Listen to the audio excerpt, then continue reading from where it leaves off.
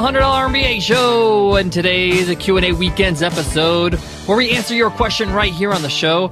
If you have a question you want to ask, just email us at support@businessrepublic.net.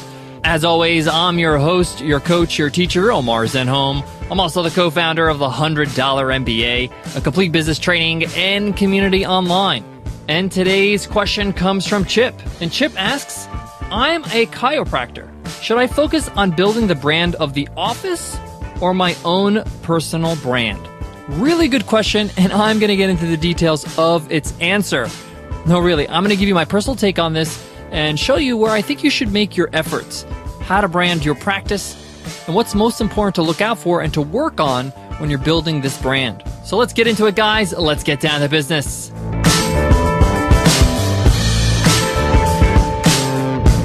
Today's episode of the $100 MBA Show is sponsored by SumoMe, the best tool for growing your traffic on your website and growing your email list. SumoMe is easy to use and it's absolutely free and installs on any kind of website. And I 100% vouch for it. We've been using it for over 2 years now. Head on over to sumome.com and start using it. Again, that's sumome.com. So to answer Chip's question, he's a chiropractor. He wants to know if he should focus on building the brand of the office or his own personal brand. Now, I want to make this super clear, Chip. You are in the service industry. Yes, you are a doctor. It's a high-end service, but you are supplying a service to a client. Doctors do this, lawyers do this, mechanics do this. Yes, he or she is working on a car instead of a human and didn't spend as much money in medical school as you did, but he or she is serving a client.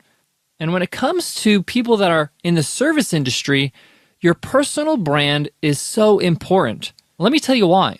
As a consumer, as a customer, if I have a great experience with a doctor, with a hairdresser, with an accountant, I rarely recommend the firm. I recommend the person. It's the person that I'm dealing with. It's the person that I feel I can trust. It's the person that I built rapport with. It's the person that I really do recommend. We usually start out by saying, hey, this is who I use, and then I tell them where to find them, the practice or the office in this case. And yes, I understand that maybe you're not the only chiropractor in your office, but if you're part of the business, your rapport with your customers is going to bring in customers regardless of who's going to be treating them. So I would definitely focus on building your own personal brand, showing people why they should be working with you. Think about why people go to see a chiropractor. What are some of their pains? What are some of their fears? Obviously, they're having physical pain, but a lot of people don't want to go see a chiropractor because they want to avoid bad news. And if you're good when it comes to giving people news, whether it's something they have to be careful of or how they have to change their habits, this is something you can build your brand around and be known for as a chiropractor and as a practice. So yes, I definitely think you should focus on your own personal branding.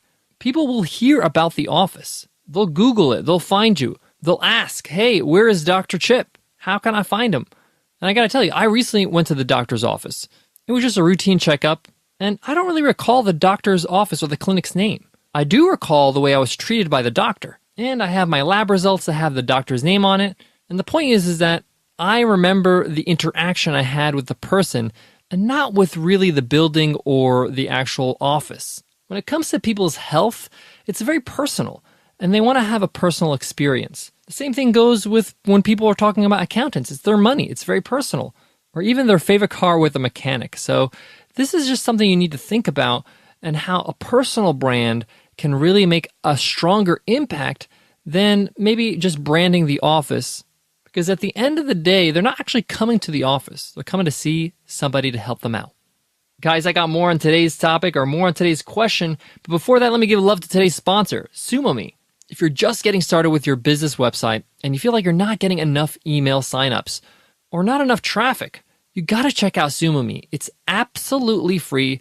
It works on every website and it's proven to get results. I am living proof. I've been using SumoMe for our websites for over 2 years, and the only thing I regret is that I didn't use it earlier. SumoMe automates your email collection, allowing you to offer great value in exchange for emails, and they make it easy for your user to supply their email without being intrusive. It also looks clean, and you can customize it to fit with your brand. Did I mention that it's free forever? So head on over to sumome.com right now and sign up. Again, that's sumome.com. To wrap up today's lesson, I just want to advise Chip that I know that it's hard to kind of know what to focus on when it comes to branding, but always rely on yourself, always bet on yourself, always invest in yourself. If you build a brand around you and your services, it's a lot easier to be consistent. It's a lot easier for you to build a brand that's coherent or consistent with who you are. It's also a lot more memorable. Chip, I hope my answer helps. I hope you could take on my advice. And I hope that my answer helped out anybody else who's in the service industry. Guys, thank you so much for listening to the $100 MBA Show. Every weekend, we do Q&A weekends. Tomorrow, we got another question coming from Jim. Jim asks, are there healthcare resources for business owners once they make the leap? Great question. I have a great resource. Can't wait to share it tomorrow. Just hit subscribe so you can get it automatically. All right, guys, that wraps up today's lesson. Before I go, I want to leave you with this. Whether you're in the product business or the service business, don't shy away from putting yourself out there and being personal. The reason why you became a doctor or became a service professional for that matter is to help people out. So part of that is being human, is showing your humanity, showing who you are. And in a sea of people in the services that don't do this, this alone will differentiate yourself and help you stand out from the competition. All right, guys, I'll check you in tomorrow's episode. Until then, take care.